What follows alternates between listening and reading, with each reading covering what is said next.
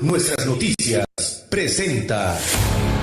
La reforma fiscal 2014 generó El más decreto daños de beneficios para la frontera. La formalidad de las empresas es una tarea La pendiente economía para americana lograr. avanza La ligeramente. proveeduría maquiladora sigue siendo el La gran concentración de pendiente poder de mexicano. mercado en México La es alta. transparencia gubernamental continúa. No es nada personal. Nada personal. Son solo negocios.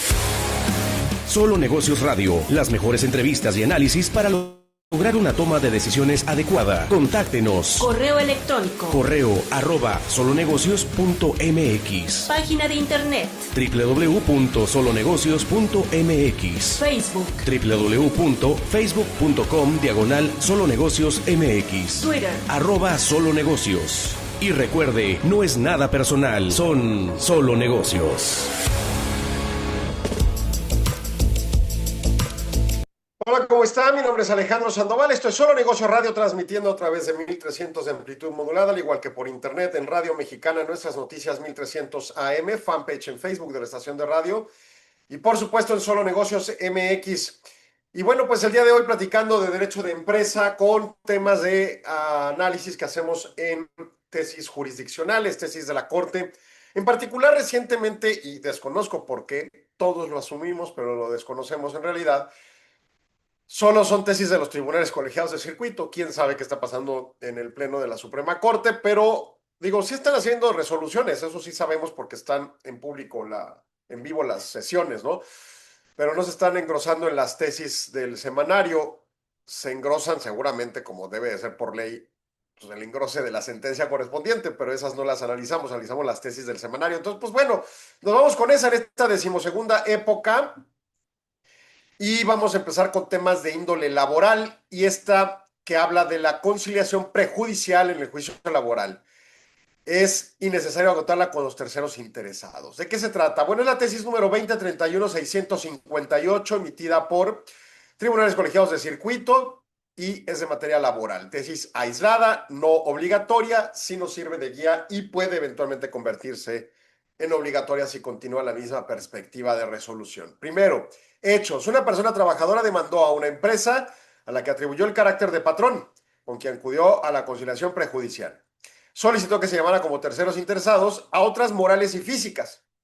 El Tribunal Laboral consideró que era necesario agotar conciliación con todos los que se les atribuyó la calidad de terceros interesados y al no haberlo realizado, ordenó la remisión de los autos al centro de conciliación para los efectos. A ver, un trabajador tiene un reclamo con su patrón en términos ya de índole conflictivo que tiene que ver el involucrar a una autoridad, o sea, no se acuerda ahí en las oficinas de recursos humanos el asunto o lo que sea, se va ante la autoridad, es conciliación. Centro de conciliación laboral es a donde debe acudir.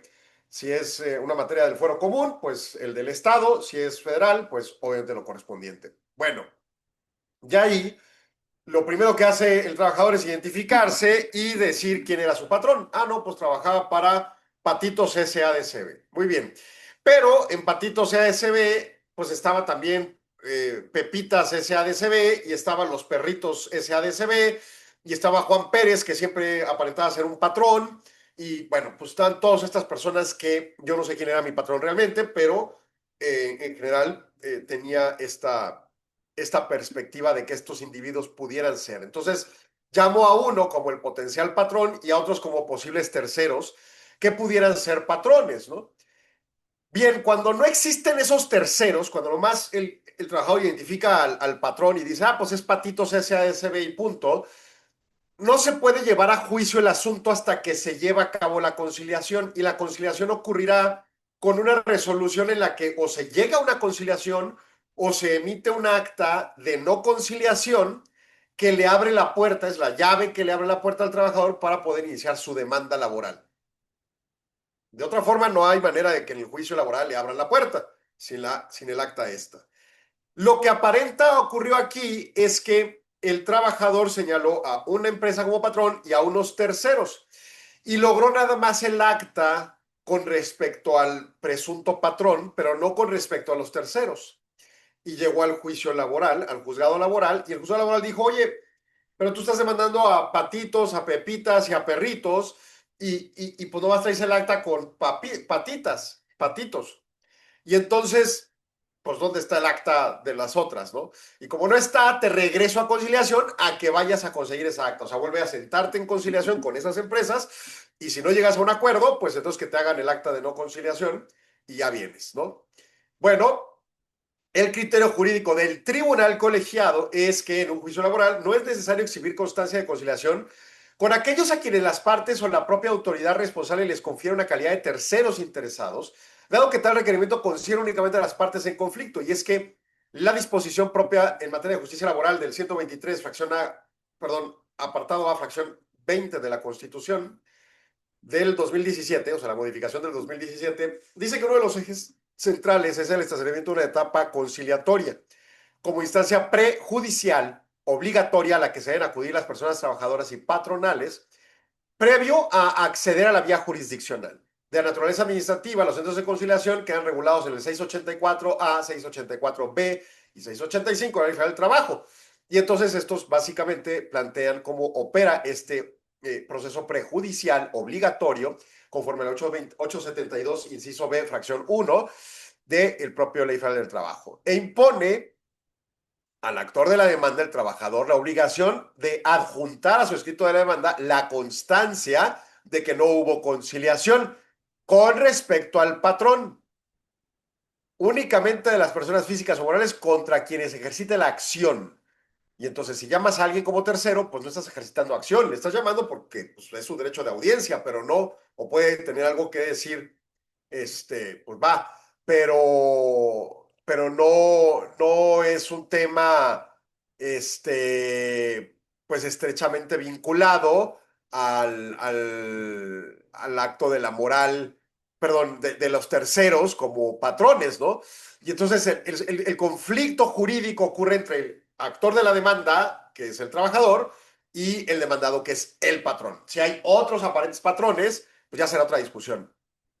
Y entonces, en ese sentido, lo que hace este tribunal colegiado dice, pues la ley no dice nada de que los terceros también conciliación y nada, entonces esa no se necesita. ¿Qué hace esto?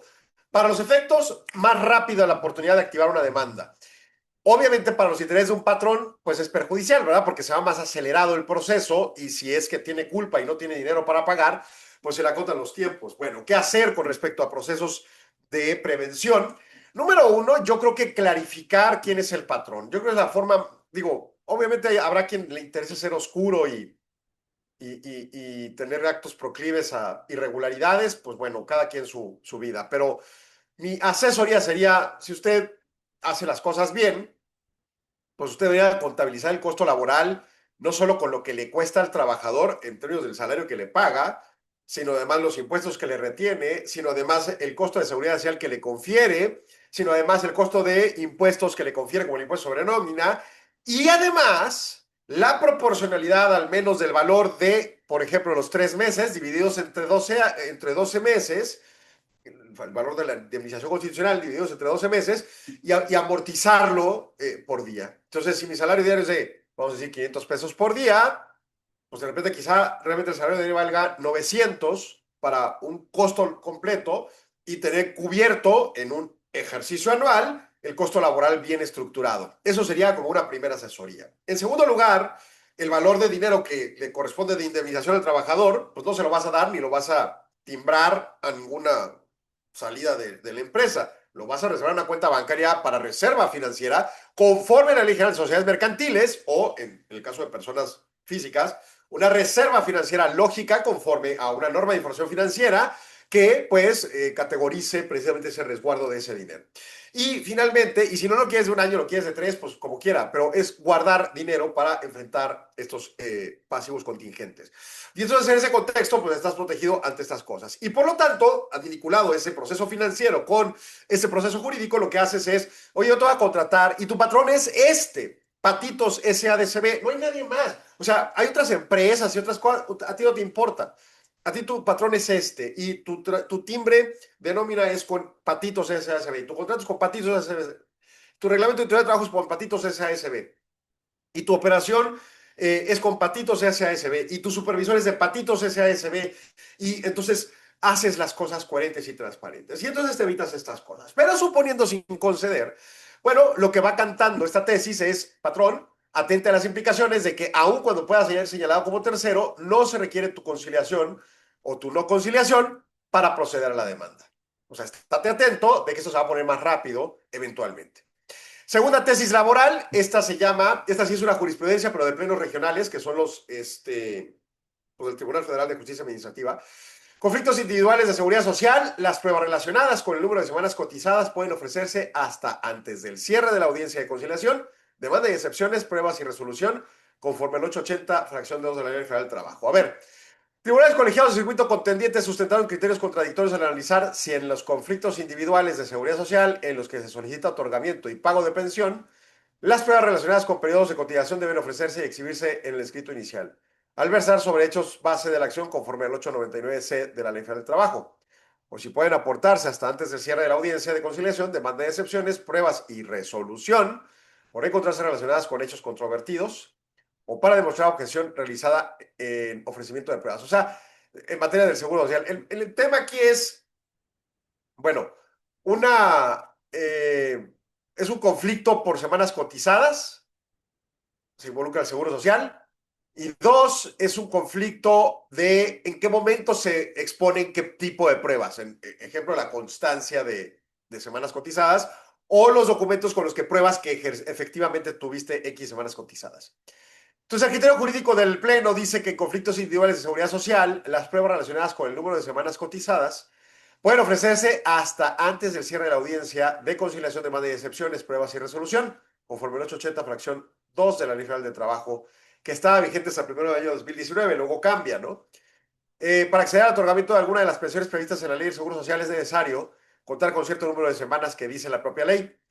Basta con manifestar el dato en la demanda laboral, pues el controvertirlo, el IMSS, le corresponde la carga de prueba del periodo de cotización conforme al 899D de la fracción 2. Entonces, o sea, ¿qué pasa? El trabajador dice, oye, yo tengo, no sé, 500 semanas y tú IMSS dices que tengo 400, pues te toca a ti IMSS probar que tengo 400 y no 500. La interpretación al mencionado 880, fracción 2, se sigue que la parte actora puede ofrecer nuevos medios de prueba hasta antes del cierre de la audiencia de conciliación, demanda de excepciones, prueba y resolución. O sea, recordemos que antes del 2019 no había un juzgado laboral, sino todo se hacía en la Junta de Conciliación y Arbitraje, en este caso la federal. Y entonces demandas al IMSS, oye, tengo 500 demandas, dame mi pensión. Y el IMSS dice, no, no es cierto, no tienes 500 semanas, tienes 400. Bueno, le está diciendo al trabajador, le está diciendo al IMSS, tú tienes la obligación de probar que tiene 400. Pero el trabajador puede ofrecer pruebas de que sí tiene 500, dando un soporte a su argumento, hasta antes de cierta fecha del proceso jurisdiccional, que es antes de la audiencia de conciliación, demanda y excepciones, que es la primera audiencia de la demanda. O sea, en la época que existía este sistema anterior, de 2019. ¿Y por qué estamos hablando del pasado? Porque hay muchas demandas del pasado, ¿no? Está diciendo cuál es el momento en el que las pruebas se pueden admitir y después de eso ya no se pueden admitir, a menos que fueran supervinientes, pero obviamente un reporte de semanas de algo que ya pasó, pues ya no es superviniente, ¿no? Bueno, no es por eso que no sea superviniente, pero eso es una explicación simplista, ¿no? Esta interpretación es consistente con el 841 de la Ley Federal del Trabajo, que impone la obligación de dictar sentencias a verdad sabida y buena fe guardada.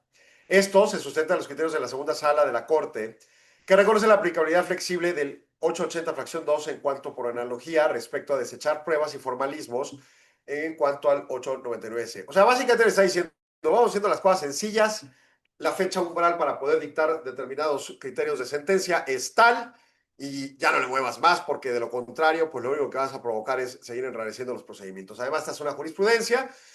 Cada vez hay menos de esos asuntos, eso es algo súper conocido y claro, pero pues bueno, lo cierto es que ahí el argumento. Yo tengo que ir a una pausa, no se vaya, siga aquí con nosotros en Solo Negocios.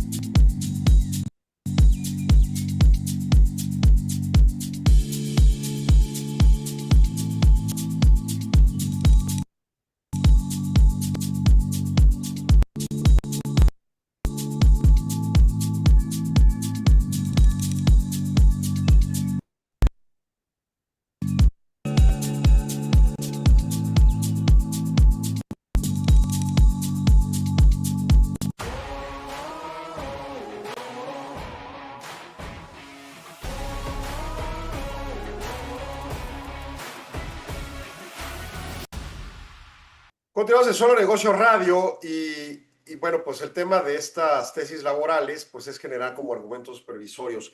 Esta última pues es más para el trabajador, ¿no? Pero, por ejemplo, una empresa que efectivamente tiene al centro al ser humano, como algunas empresas andan ahí muy humanistas diciendo cosas, pues serían de esas cosas que deberían de asesorar a sus trabajadores y decirle, oye, para pensionarte, ponte trucha con esto, guarda tus recibitos, guarda tus contratos, guarda tus documentos y tienes hasta tal fecha para presentar. Claro, de nuevo, esto es con respecto a demandas del sistema anterior, pero se abre la puerta para demandas equiparables en el nuevo sistema, que hay una fecha en el ofrecimiento de pruebas y no hay una fecha posterior para ofrecerlas. Oye, una prueba superviniente, pues sí, lo que pasa es que, mira, si una prueba superviniente es una prueba nueva que confirma algo de lo dicho en la demanda, y entonces, pues, o de plano no conocías que existía. Si tú trabajaste hace 20 años, no sé, un año completo, 52 semanas en la empresa Pepitas SADCB, pues no puedes salir con que un recibo de nómina que te encontraste semanas después de la demanda y de la fecha umbral para presentar pruebas. ¡Ay, prueba superviniente! Pues ¿cómo? O sea, no es como que no supieras que trabajaste en la empresa esa. El asunto es que perdiste los papeles o los tenías extraviados.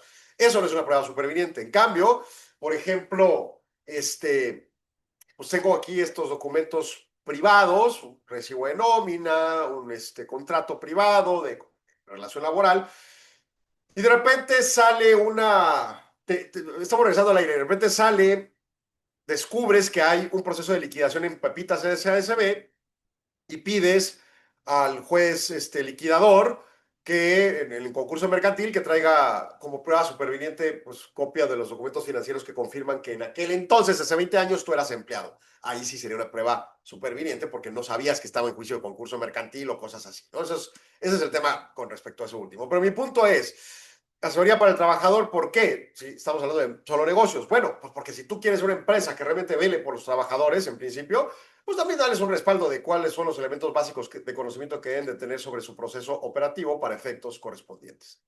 Bueno, vámonos ahora a dos tesis, estas de índole civil. Bueno, hay otra vinculada, pero déjame ver, el 714. Esta es de tema testamentario y los dos son interesantes en la vista de una previsión que tendría que tener el individuo. Aquí no cabe propiamente que sea empresario o no, pero pues bueno, para quien quiere proteger su proceso de activos, incluso empresas, pues son tesis interesantes. Son dos tesis de índole testamentario y bueno, un juicio sucesorio testamentario, tesis 2031-714, tesis aislada de tribunales colegiados. Dice, la persona juzgadora tiene la facultad de revisar oficiosamente el proyecto de partición y adjudicación de herencia. En caso no aprobarlo cuando incluya toda la masa hereditaria ni a todas las personas, cuando no incluya toda la masa hereditaria ni a todas las personas herederas. O sea, básicamente hechos. En un juicio sucesorio testamentario, o sea, hay un testamento, la albacea presenta un proyecto de partición y adjudicación de herencia. Y el juez lo pone a la vista de las partes y nadie dice nada. A pesar de ello, decidieron aprobarlo porque dijo, no incluye a todos los herederos el proyecto, no considera a todos los legados y omite parte de la masa hereditaria. Inconforme, la albacea interpuso un recurso de apelación y argumentó que el juez debe de aprobar porque no se impugnó por las partes interesadas. La sala le concedió la razón en el proceso de foro común, la sala de apelación, al considerar que el juez carece de facultades para desaprobar un proyecto de partición. Y uno de los herederos, que se había excluido del proyecto, que no dijo nada, dijo, a ver, espérate, amparo indirecto. Considero que se está privando mis derechos en función de que pues, el juez está para velar por la justicia, whatever that means. Entonces, ¿cómo que le quitas esas facultades, no? El juzgador de distrito negó el amparo al determinar que el juez de origen no tiene las atribuciones jurídicamente y de manera oficiosa para plantearlos y tiene que aprobar en términos presentados el informe de partición o el proyecto de partición. El heredero puso un recurso de revisión en juicio de amparo y se fue a tribunal colegiado. Y el criterio jurídico definido por el tribunal colegiado dice que el juez sí tiene la facultad de revisar oficiosamente el proyecto de partición y adjudicación de herencia en el sucesorio testamentario y de no aprobarlo incluso cuando no incluye la masa hereditaria ni sus partes herederas. Y esto lo justifica con fundamento al 854, 863 y 864 del Código de Procedimientos Civiles del DF, allá en el siglo pasado, hoy Ciudad de México, que regulan lo relativo a la partición de la herencia y admiten una interpretación sistémica acorde con las responsabilidades del juez como conductor y director del proceso. Pues en él recae la responsabilidad de velar por lo que la etapa de división de los bienes que integran la masa hereditaria se lleva a cabo conforme a las constancias judiciales, a la voluntad de la persona testadora y a las disposiciones legales vigentes.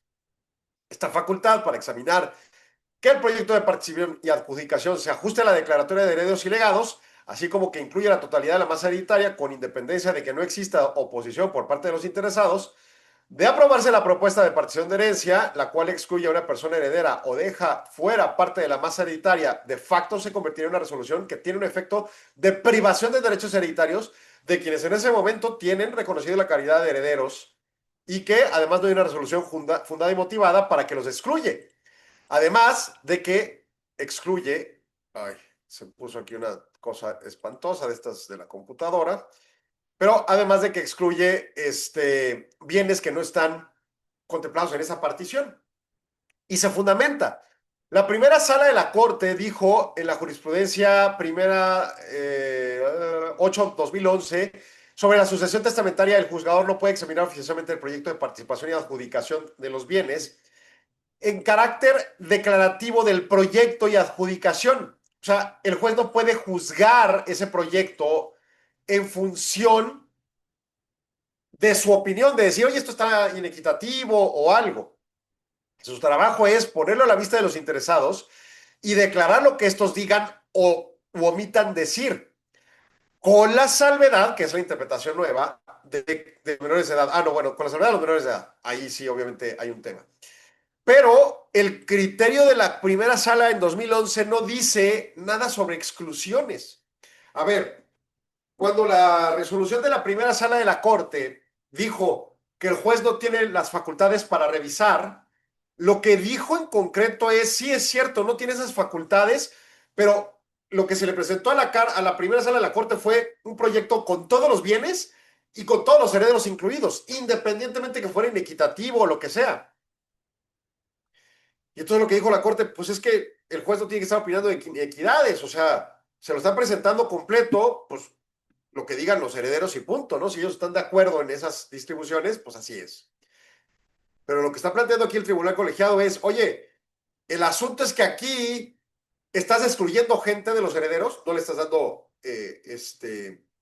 parte a todos y, y, y estás excluyendo bienes. Y mire, puede que un proceso jurisdiccional de sucesión, incluso intestado, no incluya todos los bienes de la masa hereditaria porque no se conozcan, ¿no? Por ejemplo, yo no sabía, ya terminamos el juicio sucesorio, y yo no sabía que mi papá tenía un inmueble en España o tenía unas acciones en Alemania, ¿no? Entonces, pues no sabías eso y de repente regresas al juzgado, ¿verdad? O sea, eso puede tener cierta lógica. O incluso no sabía que estaba este hermano, medio hermano por ahí perdido y pues nunca lo llevamos a juicio como potencial heredero. Pero si sí sabemos quiénes son los herederos y ya están nombrados y en el proyecto de partición los excluyen, pues entonces está raro, ¿no? Incluso si es testamento y dice ahí, a Juanito lo voy a excluir, pues llámenle Juanito, ¿verdad? Y ya, o sea, a Juanito le toca cero en el proyecto de participación, pero está nombrado en el proyecto de participación. ¿Sí me explico? Ese es el punto. Que en aras de una noción, vamos a pensar, de tutela y de orquestar o direccionar el proceso jurisdiccional que tiene la tarea el juez, pues estas cosas son las que tiene que prever. Para eso está el juez, supuesto, si no, nomás está. O sea, presentar el proyecto de partición y representarlo, pues una inteligencia artificial lo hace, nos quitamos de jueces, ¿no? No, aquí alguien tiene que, con un juicio humano, voltear y decir, oye, me estás excluyendo a alguien intencionalmente, estás escondiendo bienes intencionalmente que ya se presentaron al inventario.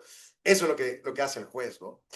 Y el mismo asunto, pero ahora se recabó la falta de llamamiento y emplazamiento a juicio testamentario, donde un juzgado de distrito dictó sentencia en el que sobreseyó el juicio por tener actualizada la causal de improcedencia del 61, fracción 12 de la Ley de Amparo en relación a los diversos sextos del mismo ordenamiento legal y 107, fracción 1 de la Constitución.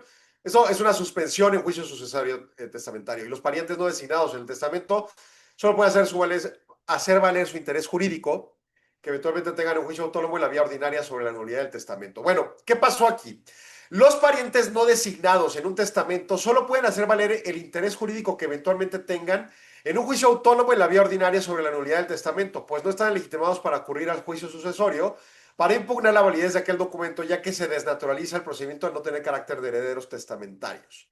Ojo, es un juicio testamentario, o sea, había un testamento que dice, mis herederos son Juan, Pedro y Luis, ¿verdad? Y si Toño llega y dice, oye, a mí no me incluyeron, pues váyase por su juicio autónomo a reclamar la nulidad del juicio testamentario para verificar si el testamento estuvo bien hecho, tuvo dolencias y lo que corresponda, pero no puedes apersonarte al juicio sucesorio porque tú no eres heredero nombrado en ese testamento. El artículo 558 del Código de Procedimientos Civiles de Nayarit establece que el testamento, si no es impugnado ni se objeta a la capacidad de los interesados, el juez en la Junta de Herederos reconoce el carácter a los que estén nombrados en las proporciones que les correspondan. Y señala que si se impugnara la validez del testamento o la capacidad legal de algún heredero, se va a sustanciar en juicio ordinario, en donde el albaceado heredero, sin que represente a la sucesión, sin que se suspenda el proceso de la sucesión, incluso la adjudicación de los bienes. Pero la facultad de impugnación está conferida a quienes fueron instituidos como herederos en el testamento para que ejercen en el momento de la celebración de la junta que corresponda. Y no terceras personas que puedan hacer valer su interés en un juicio desusorio, sino en ese autónomo juicio ordinario aparte, pues. En ese tenor, se pone de manifiesto que un pariente de la persona que falleció no debe ser llamado a juicio sucesorio testamentario si no se advierte que le hayan reconocido el carácter de heredero del testamento. No así en un intestado, ¿verdad? El intestado sí se tiene que sujetar a cuestionamiento la potencial validez de tu nombramiento, ¿no? Ese sería el tema concreto que pudiera implicar, ¿no? Para el caso específico. Pero bueno, ¿qué onda, Arturo? Ya estamos en tiempo para corte, confírmame, por favor. Y mientras nosotros, pues le comento, estos dos asuntos de materia civil son como para protección de activos. Pensemos en nuestros socios como potenciales de cuyos en eventual momento y quitémonos broncas, sobre todo para los efectos de socios no esperados por precisamente una sucesión mal llevada, ¿no? Y que esto traiga como consecuencia implicaciones conflictivas para el proceso expresamente de la empresa, ¿no? O sea, de la empresa, de que no te aparezcan socios inesperados e indeseables. Bueno, vamos a corte rápidamente. No se vaya, siga aquí con nosotros en Solo Negocios.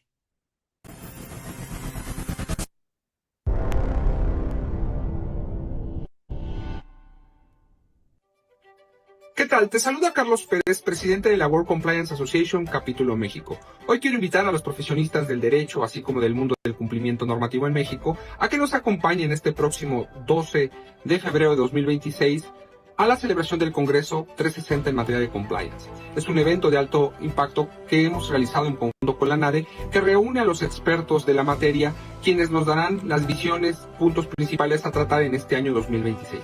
La cita es en el Club de Industriales de la ciudad de Querétaro, donde a los elementos técnicos que compartiremos podemos crear una red de networking importantísima. Será un gusto personalmente y compartir con ustedes una visión 360 del cumplimiento. Nos vemos en Querétaro. Bueno, pues la NADE Querétaro tiene ese evento mañana, va a estar de muy, muy buen nivel, así que súper recomendado. Los invitamos a contemplar, acudir o participar. Creo que sí está en línea, ¿no? Ahí me falla la memoria si lo pusieron en línea. Pero bueno, pues vamos a continuar con Solo Negocios en segundos y nos vamos a ir al mundo del derecho mercantil en unos minutos. Pero bueno, estoy viendo que otra tesis, pues creo que no hay otra de tipo fiscal. Miren, esta está interesante. Es más ambiental, pero bueno. Para ahorita, para el final del programa. Temas económicos. Anoche me preguntaban, no es cierto, ahorita en la mañana me preguntaban sobre el acontecimiento de anoche en Ciudad Juárez y en El Paso, Texas, específicamente sobre el aeropuerto. Realmente creo que no hay mucho que decir en términos de economía, porque el cierre fue demasiado corto y básicamente trae como implicación algo nulo. Oye, que si se continúa con este tipo de cosas, pues si mi abuelita trajera llantas sería bicicleta, ¿no? O sea, hay límites a la interpretación de las cosas. Creo que no pasó nada. Está rarísimo lo que pasó. el gobierno de Estados Unidos está siendo sumamente errático en la información, pero en términos funcionales, operativos de los mercados, pues no pasó nada y esperamos que siga así y ya no vuelva a pasar ese tipo de acontecimientos. Volvemos al aire y nos vamos ahora con tesis de tipo mercantil. Y esta es la 2031-735, aislada a tribunales colegiados. Diligencia de requerimiento de pago, embargo y emplazamiento en un juicio ejecutivo mercantil oral. Los secretarios de juzgado de primera instancia están facultados para llevar esa diligencia. Hecho, se reclamó en un amparo indirecto la ilegalidad de la resolución pronunciada en un juicio ejecutivo mercantil oral, mediante la cual se dejó sin efecto la diligencia de requerimiento de pago, embargo y emplazamiento practicada por el secretario de Acuerdos del juzgado de primera instancia. La persona juzgadora concedió la protección constitucional al estimar que el secretario está facultado para llevar a cabo la diligencia. Inconforme con el fallo, la tercera interesada interpuso recurso de revisión. Criterio jurídico. Los secretarios de un juzgado de primera instancia están facultados para llevar a cabo la diligencia de requerimiento de pago, embargo y emplazamiento que está ordenado en un juicio ejecutivo mercantil. Y dice la justificación de la interpretación sistémica del artículo 75, fracción primera, de la legislación 615 orgánica del Poder Judicial del Estado de Veracruz, Ignacio de la Llave, que ya está abrogada, ya no existe esa ley, pero bueno, cuando se aplicó este criterio, y el artículo 14, fracción 6 del Reglamento Interior del Consejo de la Judicatura del Poder Judicial de Veracruz, se colige que los secretarios de juzgado de primera instancia tienen facultades para llevar a cabo notificaciones en juicios ejecutivos mercantiles orales, derivado de la potestad que les confiere la normatividad aplicable a dichos servidores públicos para realizar estas diligencias, así como la facultad que le fue otorgada por el juez al delegarle distribuir el trabajo entre los empleados de la oficina juzgadora con fe pública a fin de lograr mayor celeridad en las prácticas de las diligencias ordenadas. Y esto se traduce básicamente en el concepto constitucional de administración justicia pronta. La expresión realizar emplazamientos y notificaciones cuando así lo establezca la ley o lo ordene el juez, a que alude la fracción 1 del artículo 75 y contener la disyuntiva de o, debe interpretarse en el sentido de que cualquiera de esos dos dispuestos, los servidores públicos señalados pueden practicar el emplazamiento a juicio en los procedimientos ejecutivos mercantiles orales. Es suficiente que la ley y el reglamento aplicable establezcan que los secretarios de los juzgados de primera instancia pueden realizar las diligencias de emplazamiento y embargo para que puedan considerarse válidas aun cuando no hubiesen sido expresamente autorizados por los jueces. Máxime que estos, al igual que los actuarios, cuentan con fe pública, requisito indispensable para realizar la diligencia.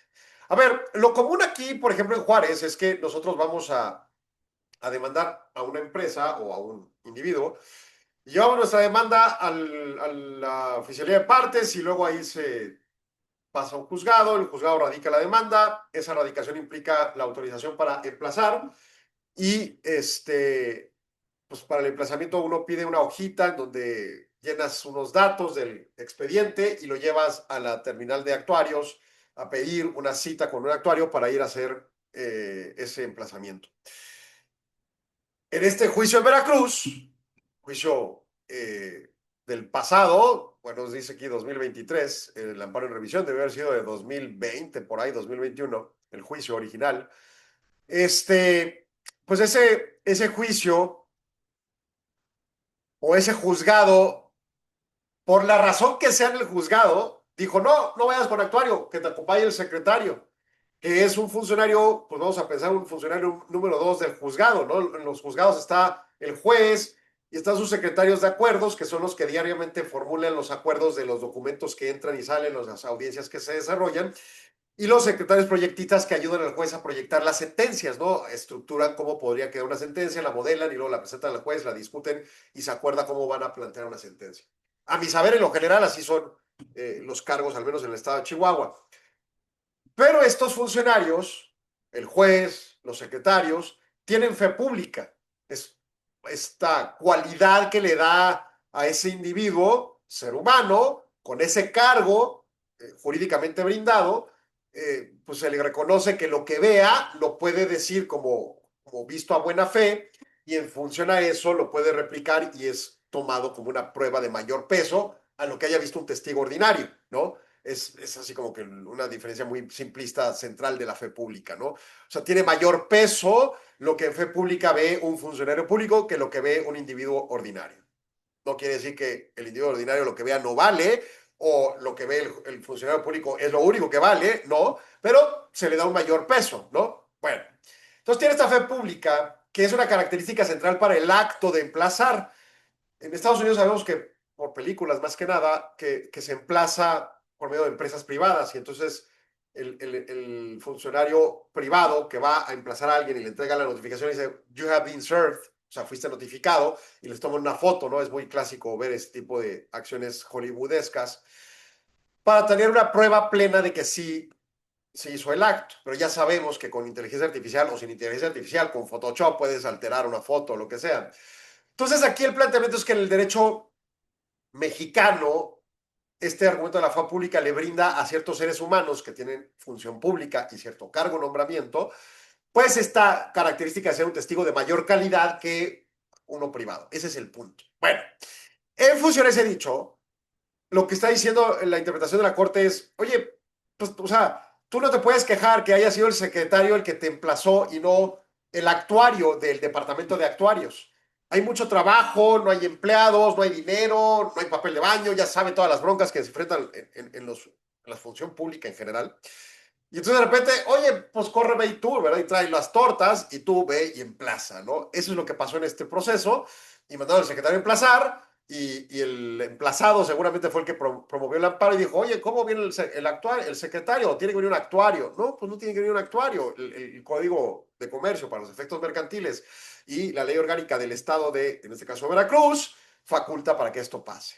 Y creo que en mi opinión, en Juárez, en Chihuahua, sería lo mismito, ¿no? O sea, ese tipo de cosas pues no tienen sentido. Pero bueno, vámonos ahora con otra temática de mercantil. Esta está bien interesante por el tema internacional. Materia civil, tesis aislada, tribunales colegiados de circuito. Es el registro 2031-732. Competencia por razón de fuero cuando el Banco Interamericano de Desarrollo es parte de un juicio mercantil. Surte efectos en los tribunales federales. Una moral de nacionalidad mexicana promovió un juicio ordinario mercantil ante un tribunal de fuero local, son juzgado como los deje Juan Gabriel, contra el Banco Interamericano de Desarrollo. Cuando contestó la demanda, opuso una excepción de incompetencia por declinatoria. O sea, el banco dijo, este juzgado no está facultado para conocer estas demandas. El juez admitió la excepción planteada y previo a su decisión, la demandante alegó ante la sala que era infundada, quien la declaró así. Contra esa determinación, el BID promovió un amparo indirecto y el juzgado de distrito concedió la protección constitucional para efecto de que la sala dejara insubsistente el acto reclamado y emitieron una nueva resolución en la que se decidiera lo relativo a la excepción de incompetencia. O sea, básicamente el juzgado de distrito dijo, es incompetente, el Banco Interamericano de Desarrollo no es un agente económico ordinario para ser tratado en juzgados de fuero común o estatales. Tiene que ser manejado ese tipo de asuntos por juzgados federales. ¿Por qué? Ahí va la explicación. El Tribunal Colegiado de Circuito determinó que los tribunales federales son los únicos competentes para conocer juicios mercantiles en donde el BID es parte. Y dice el artículo 10 de la ley que establece las bases para ejecución en México por el Poder Ejecutivo Federal del Convenio Constitutivo del Banco Interamericano de Desarrollo, que es un organismo internacional del que México es parte. Dispone la competencia exclusiva por razón de fuero a los tribunales federales para conocer de las controversias con las que el BID sea parte, por lo que no opera una jurisdicción concurrente conforme al 104 de la Constitución. O sea, la materia mercantil por naturaleza es federal, naturaleza constitucional, pero no sé por qué a quién se le ocurrió y la presunción es porque tienen mucha chamba los juzgados federales, pues dijeron, pues vamos a hacer un acuerdo con fundamento concurrente y le cedemos carga de trabajo a los estatales de materia mercantil. Y de repente todos los asuntos mercantiles se los dieron a los estatales, no les cedieron carga de trabajo, les dieron todos, ¿no? Bueno, ok. Pero entonces lo que dice esta resolución es, pues sí, o sea, sabemos que pasa eso, pero hay ciertos agentes económicos, como en este caso el BID, que es un organismo internacional, propiedad de países como México, y pues su tratamiento tiene que ser tratado por los tribunales federales por la naturaleza propia constitucional de la materia mercantil. Y dos, porque el BID es un organismo internacional donde el representante a ente, este es el Estado mexicano, o sea, la presidencia de la República. Y su objetivo es estimular inversiones privadas en proyectos, empresas, actividades que contribuyen al desarrollo económico, entre otras funciones. Esto último es irrelevante realmente, o sea, puede haber una empresa banco privado que se vaya por fuero común. O sea, el tema que está diciendo la tesis es, al ser un organismo internacional, donde quien pertenece a ese organismo internacional es el Estado-nación, o sea, México, y su representante legal para esos efectos es la presidenta de la República, Claudia Sheinbaum, en ese momento, pues es un asunto que se puede dirimir únicamente en los juzgados federales, punto. O sea, no inventen nada más, ¿no? Y es una relevancia federal en cuanto a controversias que estén involucrando a estos tipos de organismos, ya que las inversiones que hubiese realizado en proyectos de empresas privadas tienen el fin de impulsar el desarrollo económico del Estado mexicano, no del Estado de Chihuahua o del municipio de Juárez. No. Sí se nombran los proyectos de BID. Esto va a focalizar para el impulso del desarrollo de la ciudad de Juárez, de la colonia fulano de tal. ¡Qué padre! Pero el fondo no está diciendo un alcance de tratamientos municipales. O sea, por ejemplo, se me ocurre, el IMEF es parte del ICFOA, ¿no? Que es, ya hemos hablado del ICFOA cuando hablamos de finanzas, que es un organismo internacional que vela con mejores prácticas financieras y estándares de directivos financieros a nivel global. Suponiendo que tuviera un eslabón financiero, que no lo tiene, y de repente financiar un proyecto, pues Banzai es un organismo privado. El Estado mexicano no pertenece, quien pertenece al IMEF o nosotros en lo individual. Entonces, ese si tuviéramos que demandarlo, lo tendríamos que demandar en fuero común. Pero el Banco Interamericano de Desarrollo no tiene socios empresas privadas. El Fondo Monetario Internacional, la OCDE, etcétera. No, lo que tiene es socios empresas públicas, entidades públicas más bien, o empresas, que son el gobierno mexicano en su caso. Y entonces por eso ese alcance. ¿Cuál sería el fondo del asunto? Vaya usted a saber. Aparentemente hubo algún conflicto con algún flujo financiero y se busca dirimir en controversia jurisdiccional, ¿no? O sea, demandar. Pero yo creo que desde el principio, y para evitar el pérdida de tiempo, la empresa debió haber hecho el análisis correspondiente y demandar en el fuero, federal desde el principio y no estar con cuentos con el fuero común. Luego, muchas demandas del fuero común tienen que ver más con cosas bastante irregulares, que, pues bueno, así es lo que pasa a veces y ni qué más. Pero el punto en concreto es hay una determinación preestructurada en el sistema normativo de órganos a los que pertenece el gobierno mexicano y claramente pues son los juzgados federales los que tienen tutela sobre ese tipo de asuntos, ¿no? Yo creo que no hay mucho que discutir sobre el punto.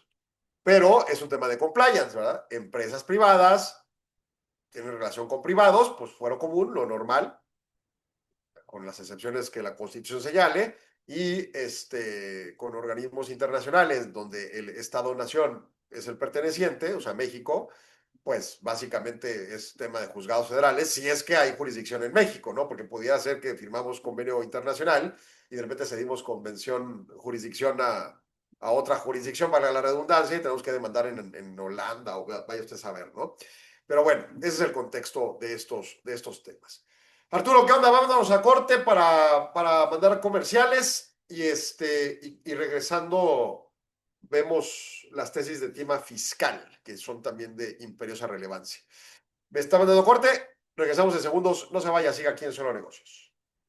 ¿Sabías que entender la compleja relación entre el marco legal, el mundo de los negocios y el escenario internacional es un factor clave para el abogado de empresa? Soy Enrique Hernández, coordinador del Diplomado de Negocios de la Asociación Nacional de Abogados de Empresa, ANADE, y el motivo de este mensaje es invitarte a participar en la 4ª edición de nuestro diplomado, el cual cuenta con un nuevo e innovador programa acorde con los cambios jurídicos que hoy imperan en el sector empresarial. Durante este diplomado no solo tendrás acceso a profesores expertos, abogados especialistas en derecho corporativo, finanzas, inteligencia artificial en la abogacía y negociación, entre otros, sino que vivirás una experiencia práctica cercana a los retos que hoy enfrentan las empresas. No dejes de participar y sumarte con un grupo selecto de abogados que estarán en el diplomado. Te esperamos. Continuamos en Solo Negocios Radio y ahí parte de la oferta académica de la ANADE con este diplomado, ¿no? También tenemos un diplomado que está por lanzarse la información y es un diplomado para mujeres financieras, que también es muy interesante, se lo traemos en IMEF. Y bueno, pues alguna otra carga importante de procesos académicos de relevancia para la mejor capacitación. Ya sabes, si no se capacitan, los robotcitos se la van a ganar. Póngase las pilas. Y bueno, vamos a irnos ahorita con tesis de índole fiscal, pero estas últimas de índole mercantil pues me parecen importantes, sobre todo el protocolo de compliance, ¿no? ¿Cómo voy a hacer determinaciones claras de mi interacción y potenciales desenlaces? Vamos a firmar este contrato con X entidad, a ver qué entidad es, y ello me va a llevar a saber dónde es la jurisdicción, dónde es el domicilio, cuáles son los mecanismos, etcétera, etcétera, ¿no? Son temas importantes. Bien, estamos regresando al aire en Solo Negocios Radio y llegamos al último segmento para platicarle de las tesis de índole fiscal. Esta lo resuelve plenos regionales. Es una jurisprudencia de tipo administrativo, tesis de registro digital 2031-687. Impuesto predial para beneficiarse de la tarifa especial prevista en el artículo 21, bis 9, fracción 1 de la Ley de Hacienda para los municipios del estado de Nuevo León. Basta con tener la calidad de persona propietaria del inmueble destinado a los planteles escolares en los que se imparte enseñanza obligatoria o universitaria, aunque alguien más preste el servicio educativo. A ver, este está bien interesante por un problema que, en mi opinión, está en Chihuahua, pero vamos a ver. Esto es de Nuevo León, ¿ok? Los tribunales colegiados de circuito contendiente sustentaron criterios contradictorios. Al analizar si una tarifa especial de impuesto predial se establecida en los artículos citados, respecto a inmuebles destinados a planteles escolares no oficiales, o sea, privados, en los que se imparte enseñanza obligatoria universitaria, llámese primaria, secundaria, el kinder también es obligatorio, y la universidad. Es aplicable a favor de la persona propietaria del predio, aun cuando este no es propiamente la escuela. Un tribunal colegiado consideró que la norma es clara al exigir que la persona propietaria sea quien destine el inmueble a impartir educación a efecto de que se le pueda aplicar la tarifa especial. El otro consideró que solo exige que la propiedad del predio que se encuentre destinado a tal fin y se imparta la enseñanza con autorización de la autoridad competente. Ok. Vamos, hay un ahorro fiscal. Y el ahorro fiscal tiene su lingüismo en cómo está escrito y su alcance interpretativo, por supuesto. Y pues hay casos en los que sí, la escuela, sociedad anónima de sociedad, bueno, normalmente las escuelas serían sociedades civiles, que no es forzoso. Escuela Patitos SC es dueña del inmueble, y entonces va allá en Nuevo León y le dice, oye, dame la tarifa especial de educación, porque la educación hay que impulsarla, y ya sabe, estas cosas que se encuadran para las excepciones fiscales. Y entonces, pues ahí va. Pero en otro caso, Juan Pérez es el dueño del terreno, se lo renta a Escuela Patitos SC, y Juan Pérez va y dice, oye, dame el beneficio porque mi terreno es usado por medio de este contrato de arrendamiento o de comodato incluso, pues para educación. Y aquí está la autorización de la Secretaría de Educación que me brindó mi arrendatario para los efectos o comodatario. Bueno, para beneficiarse de la tarifa especial, dice el criterio, el impuesto predial del artículo 21, bis 9, fracción 1 de la Ley de Hacienda de los municipios de Nuevo León, basta con tener la calidad de propietario del inmueble que es destinado a planteles escolares en los que se imparte enseñanza obligatoria universitaria, aunque sea otra la escuela.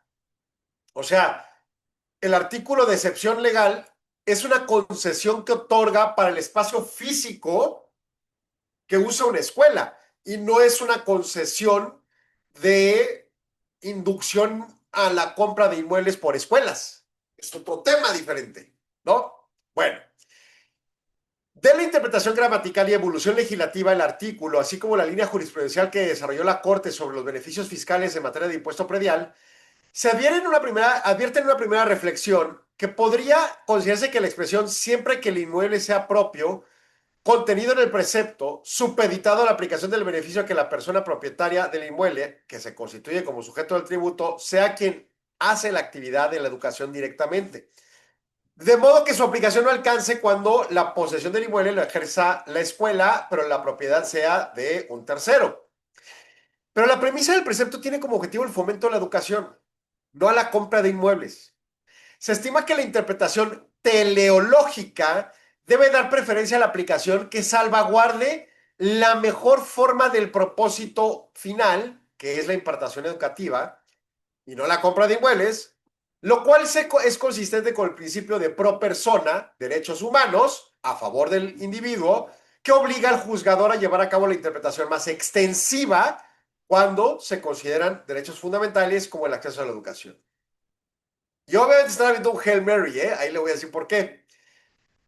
Desde la perspectiva del propósito de la norma en cuestión, se concluye que la condición a la que está supeditado el beneficio fiscal de que se trata, consistente en que el contribuyente sea propietario del inmueble y no en que también sea quien ejerce la actividad educativa, pues en ese escenario de igual forma se alcanza la finalidad perseguida de fomentar la educación. O sea, se le renta el inmueble, se le presta, pues no sé, se le da en pago, si fuera dación en pago, lo que sea, se le intercambia para la educación. Y tiene cosas que criticarle esta tesis, pero bueno. Esta interpretación puede incentivar a la persona propietaria para que siga facilitando el inmueble a quien imparte educación, en lugar de cambiarlo y poner, por ejemplo, un antro, ¿verdad? Inclusive puede propiciar que otras personas propietarias de inmuebles dispuestas a otorgar su posesión a centros escolares por la reducción de la aplicación del impuesto. Están inventándose están jugando a la política los jueces, la verdad, la verdad, la verdad, porque ahí le va. Ok. El artículo dice expresamente que el inmueble sea propiedad de quien da la educación, ¿no? Y dice, bueno, pero vamos a una interpretación teleológica. Y entonces, la semana pasada en la caguama jurídica discutíamos con un profe suprapositivista, son argumentos teórico-jurídicos, y el vato estaba enojadísimo con esta capacidad de los jueces de hacer estas interpretaciones extremadas, ¿no? Y notoriamente políticas. ¿Por qué? Bueno, en ningún lado de la ley dice, perdón, de la interpretación dice que esa posesión en manos de la escuela sea graciosa y gratuita. O sea, en ningún lado dice, pues si es por comodato, pues que se aplique, ¿no? Porque entonces así muestra el dueño del inmueble su magnanimidad y por eso hay que concederle el descuento. No, la pueden estar rentando y carísima incluso, ¿no? Porque la educación también es un negocio y las escuelas privadas autorizadas por la Secretaría de Educación competente para dar clases, pues también cobran su dinero y ganan su dinero, ¿no? Los dueños. Entonces, por eso yo decía que no es necesario ser sociedad civil, se puede ser una sociedad anónima, ¿cuál es el problema, no? Bueno, no conozco la ley de educación específicamente, pero casi juro que no debe ser un problema, a menos que se hayan inventado algo ahí raro y politizado incluso, ¿no? O sea, no tiene ninguna lógica que no pueda hacerlo, ¿no? Pero bueno, el punto es, o sea, la educación es algo bueno, es un derecho humano y hay que propiciar que haya más centros educativos para que se alcance más población en la educación. Pero una cosa no lleva a la otra, ¿eh? Porque puede haber miles de centros educativos y quizás no son accesibles para la población porque no tiene dinero para pagar la colegiatura. Entonces, punto, no hay un efecto directo, ¿no?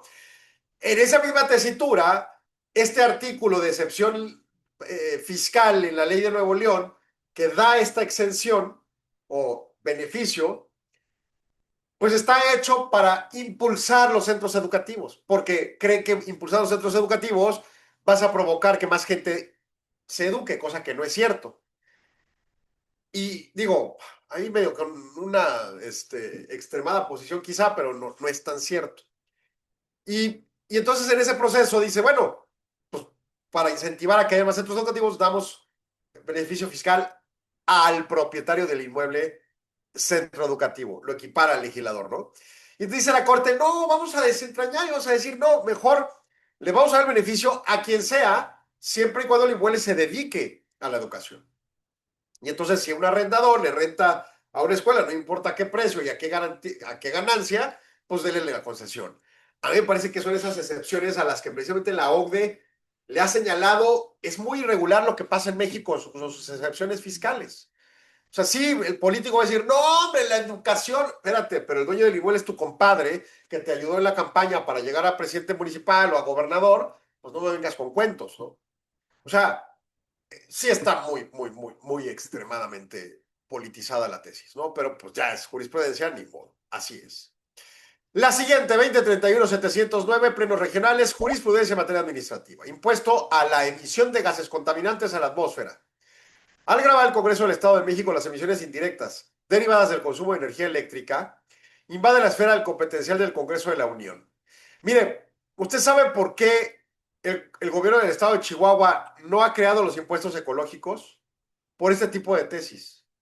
prefieren subir el impuesto sobre nómina, como claramente lo describió así el gobierno del Estado con su exposición de motivos y sus cuentos chinos para subirnos el ISN en un punto porcentual, que por cierto Canacintra está en promoción de los amparos aquí en Juárez, ¿no? Creo que eso es lo último que me quedé. Pero bueno, el punto en concreto es que los tribunales colegiados de circuito contendientes sustentaron criterios contradictorios al analizar el impuesto de emisión de gases contaminantes en la atmósfera con respecto a los artículos de la regla primera 19.4 del Acuerdo Modificatorio de Reglas de Carácter General de la Secretaría de Finanzas para el 2022 en el periódico oficial. ¿De qué estado? No está diciendo en qué estado está esto, hombre. ¿Qué caray? Del Estado de México y sus municipios. Un tribunal consideró que es una naturaleza ambiental 100% este impuesto y el Congreso local tiene facultad para regularlo. Y el otro dijo, no, espérate, está hablando de emisiones vinculadas al consumo de energía eléctrica y ese es un tema de índole federal.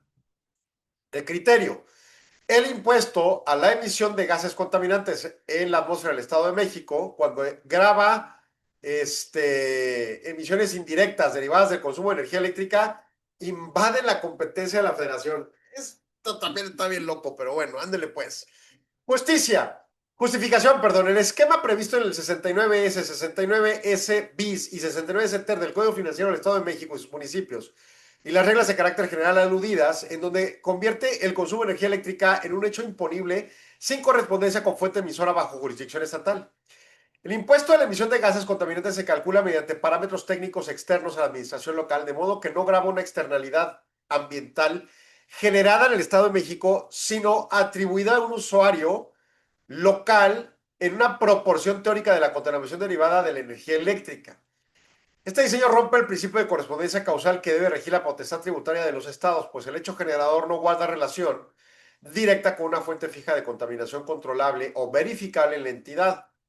Por ende, la carga fiscal recae sobre un fenómeno ajeno a su ámbito y debe vincularse con fuentes de contaminación situadas en el territorio de las entidades sujetas a su fiscalización. Por lo tanto, es improcedente extender su alcance de emisiones indirectas derivadas de actividades cuya fuente se encuentra en el ámbito federal.